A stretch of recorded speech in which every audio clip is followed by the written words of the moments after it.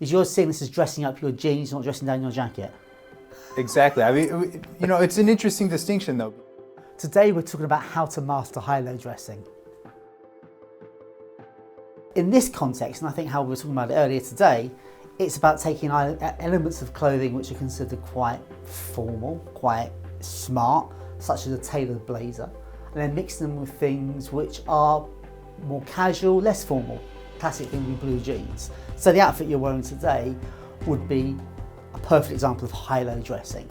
And the advantage of high-low dressing is that, okay, if you put it off well, you get an outfit which is both elegant and practical and comfortable, which is how we want to dress nowadays. If you haven't got time to keep changing and you want to put on some clothes which feel great, you feel comfortable in, but you still feel a bit dressed up, if you get your high-low outfits right, it's a nice way of dressing. It also gives you a greater versatility in your wardrobe, because if you don't keep buying new outfits, if you know what elements you can mix up, it gives you far more variations. Yeah, and I want to drill down sort of into something that you mentioned, it's the practicality aspect of it. I mean, I think today it's at least for me, and I think a lot of other guys out there, it feels like the more relevant way to dress, because in a lot of ways it is more comfortable because you're wearing things that are already familiar to you, maybe like blue jeans, but you're dressing them up a little bit with a tailored jacket. So you're able to sort of achieve a look that can go from... Okay, I'm going to stop you there, because you're seeing this as dressing up your jeans, not dressing down your jacket. Exactly. I mean, it's an interesting distinction though, because that is actually how I think about it. When I put on a pair of, jeans or denim and a sport coat, in my mind it is, okay, I'm dressing up the jeans, not I'm dressing down the jacket. Okay, that's interesting. Yeah. I mean, I think how I'm dressed today is my small take on high-low, and it's wearing a denim shirt similar to the mannequin with a classic navy blazer. Now, I wouldn't have worn this 10 years ago. This would have been considered quite incongruous because it was mixing too many sort of informal elements with too smart an element, particularly how this blazer was cut with the peak lapel and the ticket pocket. It's quite a tailored look. Yeah. But I actually quite enjoy it because it makes I can wear this blazer now with this type of shirt into occasions I probably wouldn't be able to wear this blazer. Yep. So it means I get a bigger life for this element of clothing. So I think it's introducing different fabrics and textures to your formal wardrobe is liberating. Why does this work, for example?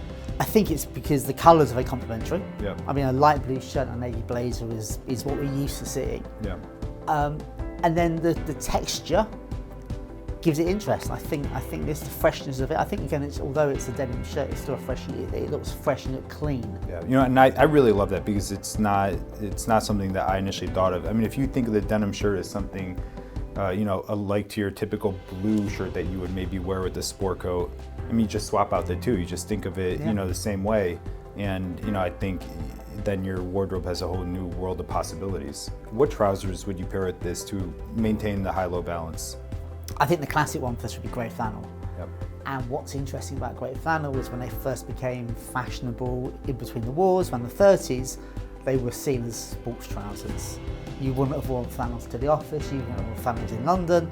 They would have been your weekend throw-on trousers. I love that. So you're maintaining the low element, but in reality, I mean, flannel is a pretty dressy. Completely. By modern standards, wearing grey flannel trousers, you're dressed up, you're smart, you've got half a suit on. So I think a lot of guys in the States will try to achieve the high-low dressing by incorporating, golf polo in a synthetic material with a more tailored trouser or chino or something like that. But doing that, it's not in line. I mean, you have something that is a synthetic with maybe a natural, and I think it's better. To me, that looks like sportswear, exactly, like a sideline coach. So if you're gonna wear sportswear, maybe wear real sportswear, the original sportswear, like we were just talking about, whether it's the wool or the flannels or the tweed. I think you'll be able to pull off your high-low look. And like you say, not all polo shirts are created equal. The synthetic sports golf shirts are very different to the style of polo shirt you're wearing. Yeah. So proper knitted collared polo shirt with tailored trousers and loafers is a really good combination of high-low dressing. Yeah, and when putting together those outfits, I mean, you alluded to it, but keeping in mind the style elements that will enable you to actually pull off successfully. So with the polo shirt, like for example, the golf shirts all have those elastic sort of ribbed collars that just fall flat. But if you wear a polo shirt with more structured formal collar, it's going to sort of elevate your look even a little bit more and help you achieve the high-low look that you want and not look like you don't know what you're doing when you're putting it together. And I have a question actually about your look. I love your look, and obviously it's a different take on the high-low dressing. And it's probably probably more high-low than high-low. And the high-low, the second high for me would maybe be the tie. Sure.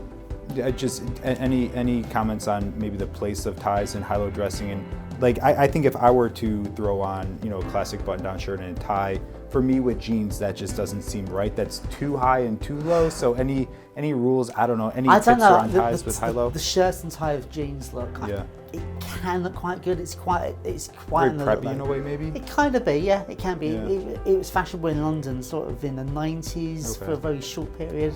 I've done it once or twice, but it's quite effective. Yeah.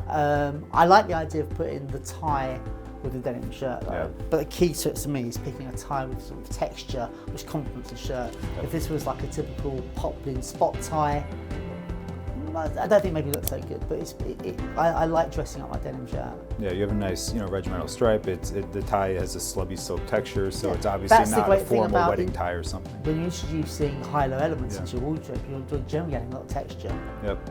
which is a good thing. It's more visually interesting, and you don't have to have so many colours on. So what would you say for guys that want to achieve, you know, master the high-low look? Any what would be your top 2 or 3 tips or takeaways? The classic one is treat the jeans and jacket with caution. Yep. Don't just think, I'm going to do jeans and jacket, because It's not just any jeans. it's not and just any jacket. jeans, There it's is any thought. jacket. There needs to Yeah. be really nicely fitted jeans. They have to be not extreme fits. They need to be a classic fit, slightly higher rise, straightish leg, not too skinny, not too baggy. They need to be good flattering pair of jeans. If you're looking for that jacket to wear with jeans, go for fabrics with texture rather than the slightly shiny Super 150s and Yeah. motorheads. I think things like flannel, wofted tweeds, cashmeres, soft Yeah. cashmeres, lend themselves well to be worn with jeans. Other fabrics not so much. Another thing is, I would say, is having the right shirts and the right polo shirts. Like the shirt you're wearing, the polo shirt you're wearing. Once you have a slightly smarter knitted polo shirt with a proper collar, it really brings your outfits together. And the same thing. So I think every man needs a proper knitted polo shirt Yep. in their wardrobe, and a very simple denim shirt, and it just adds so many more elements to the clothes I already have.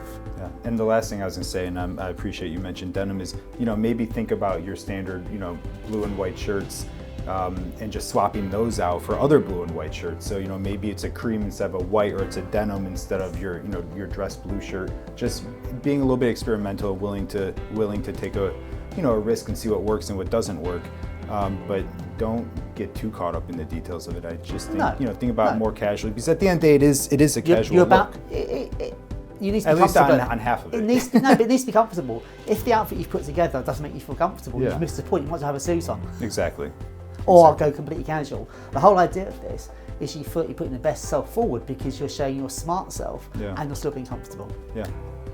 So thank you for watching.